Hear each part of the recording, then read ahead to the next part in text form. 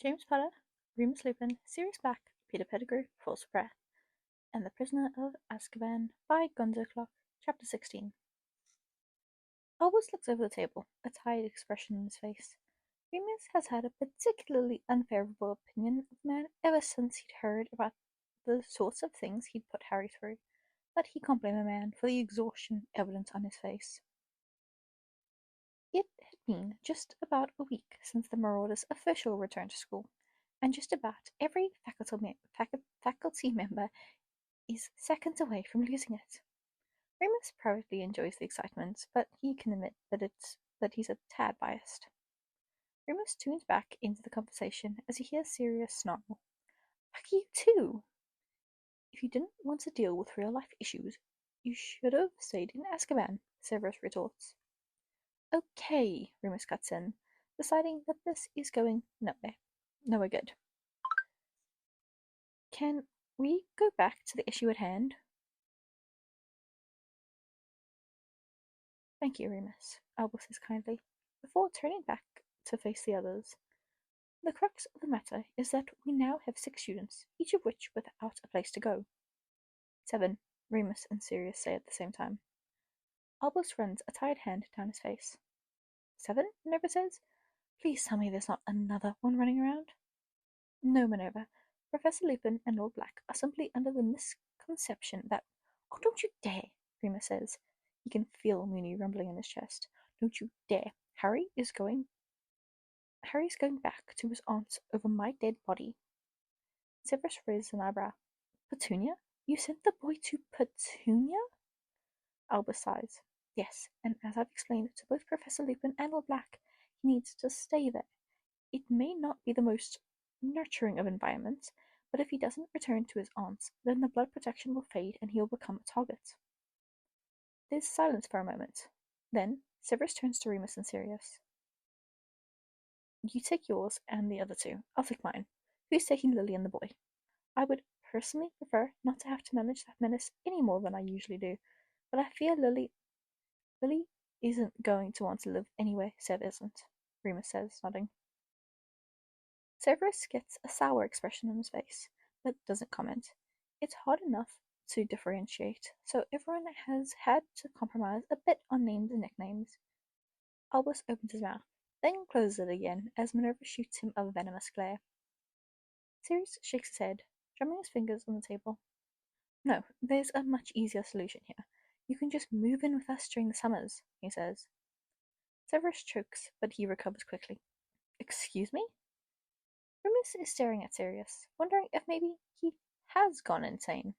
It's not a bad idea, not exactly, but it's just Sirius has really grown up in the last 12 years.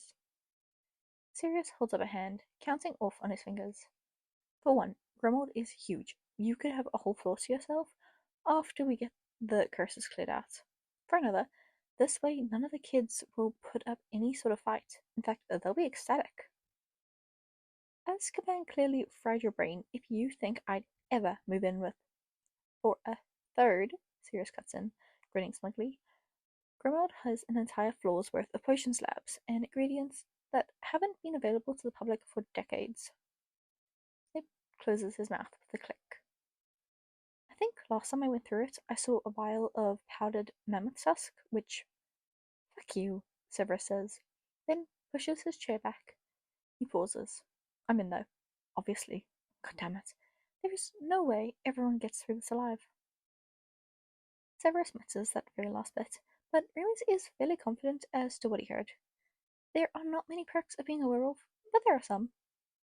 So it's settled then, Minerva says, sitting back and smiling. Remus thinks she might be a bit relieved. She'd said they'd be willing to take 1 or 2, but she and Pomfrey have never wanted children of their own. I really must. Sirius turns an icy glare on Albus. You don't get a single say in this, Albus. I have a legal claim over Harry to begin with, and now that my name is cleared, you have no way of stopping us from taking custody over him. The protection's Lily's blood, right? I don't know if you noticed, but we have a surplus of that, in the form of Lily. Drop it, Sirius warns. Albus looks at him for a long moment, then nods. Remus looks at Sirius, feeling very soft and very happy. He loves this man so much. Sirius meets his gaze and shoots a crooked smile back at him. Minerva smiles at the two of them, and Severus gets a nauseated look on his face. I cannot believe I'm going to have to live with this.